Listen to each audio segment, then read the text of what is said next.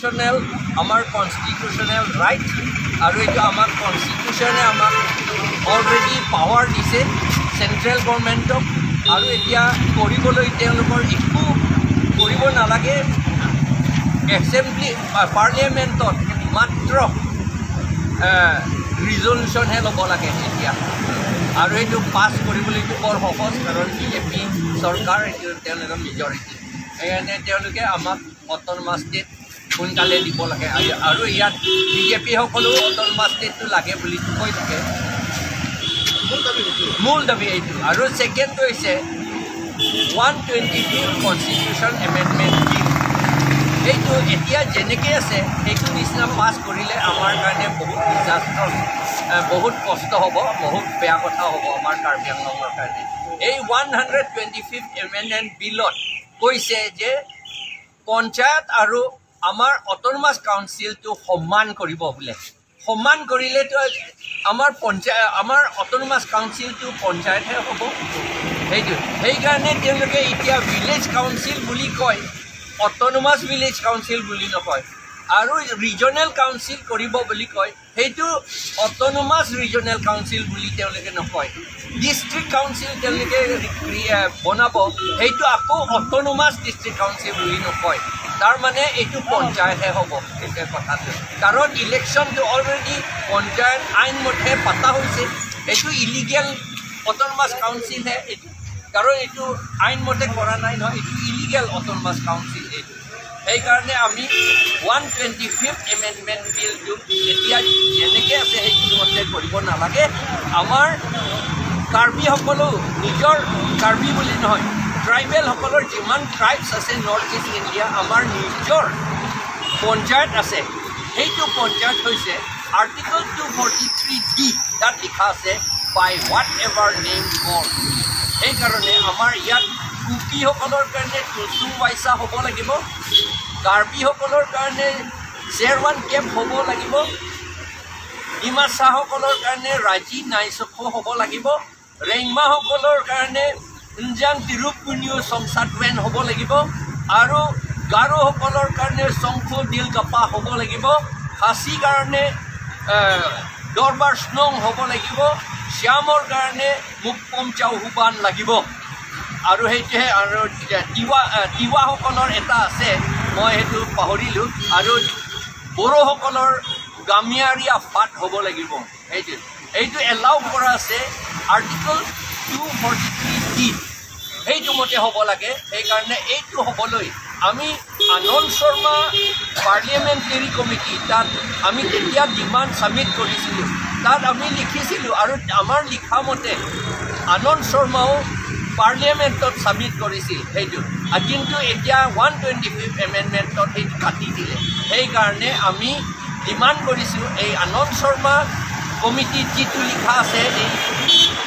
আমাৰ ট্ৰাইবেলসকলৰ পঞ্চায়তৰ কথা সেইটো থাকিব লাগিব আৰু ডাইৰেক্ট ফাণ্ডিং পাবলৈ আমিও ডাইৰেক্ট ফাণ্ডিং লাগে ডেভেলপমেণ্ট লাগে এইটো আৰ্টিকল 275ত গোটেইখিনি কথা তাত লিখা আছে আৰু তাত লিখা আছে autonomous state under article 244A বুলিও আৰ্টিকল 275তে লিখা আছে তাৰ পৰাহে আমাক টকা ফাণ্ড গোটেইখিনি দিব লাগে যদি ইণ্ডিয়ান ফাইনেন্স কমিশ্যন যদি ৰিকমেণ্ড কৰিব খোজে টকা আমাক দিবলৈ তেতিয়াহ'লে তেওঁলোকে 275 জৰিয়তেহে দিব লাগে আৰু সেইটো এমেণ্ড কৰিবলৈ আৰ্টিকল 280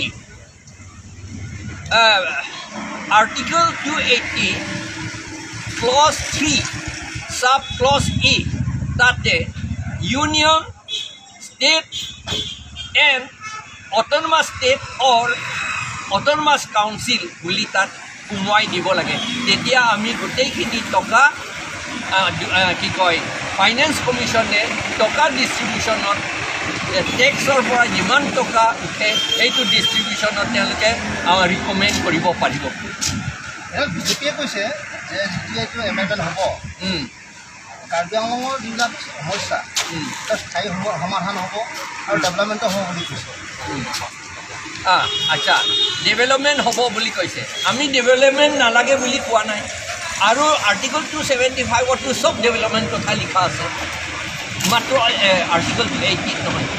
280 মাত্ৰ পঞ্চায়ত আৰু মিউনিচিপালিটিৰ কাৰণেহে তাত লিখিছে 275 অট'নমাছ ষ্টেটৰ কাৰণে লিখিছে আৰু অট'নমাছ কাউন্সিলৰ কাৰণে লিখিছে তাত চব সোমাই আছে আৰু যদি ডেভেলপমেণ্ট হ'ব লাগে ডাইৰেক্ট ফাণ্ডিং হ'ব লাগে বুলি কয় এতিয়াও আমাৰ কাউন্সিলে বা ষ্টেট গভৰ্ণমেণ্টে ডাইৰেক্ট ফাণ্ডিং এতিয়াও দিব পাৰে কিয় দিব নোৱাৰিব তেওঁলোকে আমাৰ কাউন্সিলৰ পৰা নামটো বিচাৰিব লাগে আপোনালোকৰ ভিলেজ কাউন্সিল নাম কি কি আপোনালোকৰ নিজৰ village council under article 243D মতে কি কি লিখা আছে এইটো বুলি পেলাই আৰু পেৰাগ্ৰাফ 3 মতে আমাৰ পেৰাগ্ৰাফ 3 ইয়াস আমাৰ 6 সিঙ্গল পেৰাগ্ৰাফ 3 ক্লজ EFG মতে কি কি লিখা আছে বুলি নামটো পঠিয়াই দিব লাগে আমি টকাটো পঞ্চায়ত এণ্ড ৰুৰেল ডেভেলপমেণ্ট ফাণ্ডৰ পৰা ডাইৰেক্টলি তেওঁলোকলৈ পঠিয়াম বুলি আসাম গভৰ্ণমেণ্টে এতিয়াই কৰিব পাৰে একো কথা নাই এইটো 280 এমেণ্ড কৰিবলৈ দৰকাৰেই নাই এইটো কৰিবলৈ হ'লে আৰু দৰকাৰ নাই সেইকাৰণে মেঘালয়ত 280 টো এমেণ্ড কৰা নাই কিন্তু মেঘালয়ত ডাইৰেক্টলি দৰবাৰ শ্বিলঙলৈহে টকা পঠাই দিয়ে আমি 3 দিন বুলি কৈছিলোঁ আজি কালি আৰু আগষ্ট 1 তাৰিখ কিন্তু এতিয়া পাৰ্মিশ্যনটো এদিনহে দিছে বুলি কৈছে আমিতো ভাত নাখাওঁ বুলিহে কৈছোঁ তেওঁলোকে নহয় বোলে এদিনটো নাখালে হ'ব বোলে বেছিকৈ খাব লাগে বুলি আমাক ক'লে সেইটো হাঁহিবলগীয়া কথা ভাত নাখালে আমিহে কষ্ট হ'ব পুলিচ ডিচিয়ে কষ্ট নাপায় নহয় জানো বা বিজেপিয়ে কষ্ট নাপায় নহয় কষ্টটো আমি APHLCয়ে কষ্ট পাম ভোকটো আমিহে লাগিম তেতিয়াহ'লে আমাক ভোক লাগিব নালাগে বুলি কিয় কয় এইটো মিছা কথা এইটো আচলতে বিজেপিসকলে খুব আমাক ভয় কৰিছে APHLC একেবাৰে ভয় কৰিছে সেইকাৰণে আমাক হাংগাৰ ষ্ট্ৰাইকো এলাউ কৰিব নিদিয়ে তেওঁলোকে পাতি আছে তেওঁলোকে মিটিং কৰি আছে চবতে আৰু বেলেগ সংগঠনসকলকতো প্ৰচেছন কিবাকিবি কৰিবলৈ দিয়ে পাৰ্মিশ্যন দিয়ে তেতিয়াহ'লে আমাক কিয় নিদিয়ে আচলতে বিজেপিয়ে APHLC খুব ভয় কৰিছে এইটোৱে কথা আৰু লগতে কিছুমান RSS এইটো মানে আমাৰ খিলঞ্জীয়া অসমীয়া বা আদিবাসী আৰু ট্ৰাইবেল RSS নহয় এইটো নন ট্ৰাইবেল RSS সকলে আৰু বংগ সেনাসকলে এইটো খুব চতাইছে আমাৰ লোকেল বিজেপিসকলক যে তোমালোকে এইটো কৰিব লাগিব নহ'লে তোমালোকে নিজিকিলে আমি ইয়াত হৈ এনক্ৰ'চ কৰিব নোৱাৰিম বুলি কৈছে কাৰণ তেওঁলোকে এনক্ৰ'চ BGR পৰা এভিকশ্যন কোনে কৰিব এইটো ইলেকশ্যন জিকাসকলেহে কৰিব আৰু ইলেকশ্যন জিকোৱা কাৰণটো তেওঁলোকে এইবিলাক কাম এভিকশ্যন চব কাম কৰিবলৈ কাৰণেহে তেওঁলোকক জিকাইছে তেতিয়াহ'লে আৰু তেওঁলোকক আৰু আমি বেলেগকৈ আকৌ সহায় কৰিব লাগে বুলি কথা কি আছে নহয় জানো যদি আমি সদায় সহায় কৰিব লাগে তেওঁলোকে কিয় ইলেকশ্যন উঠিছে তেতিয়াহ'লে নহয় জানো উঠিবই নালাগে তেওঁলোকে ইমান বুৰ্বক হয় তেতিয়াহ'লে নহয় জানো হয়নে নহয় ইলেকশ্যনটো বেলেগ কথা বোলে আৰে ইলেকশ্যনটো কাম কৰিবলৈ কাৰণেহে ইলেকশ্যনটো জিকে আৰু ফাইট কৰে সেইকাৰণে তেওঁলোকে CM খোৱা বুলি কয় আমাৰ কাৰ্বিসকলে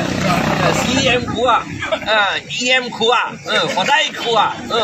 কৰা বুলি কেতিয়াও নকয় যে অসমীয়াত আপোনালোকে কেতিয়াবা শুনিছিল নেকি যে হিমন্ত বিশ্ব শৰ্মা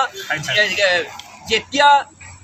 মুখ্যমন্ত্ৰী খাই থাকোঁতে বুলি কিবা কৈছে নেকি নহয় জানো এইটোতো নকয় ইয়াৰ সদায় খাই বুলিহে খোৱা বুলিহে কয় এইটো আচলতে তেওঁলোকে কাম কৰিবলৈ সাহস নাই এইটোহে কথা আৰু যিবিলাক সাহস নাই তেওঁলোককে জিকিবলৈ দিয়ে এই জিকিবলৈ দিয়াটো ৰুট কজটো বংগ সেনা আৰু এই নন ট্ৰাইবেল নন খিলঞ্জীয়া আৰু সেইবিলাক নহয় কিন্তু বেলেগ RSS বলে এইটো কৰিছে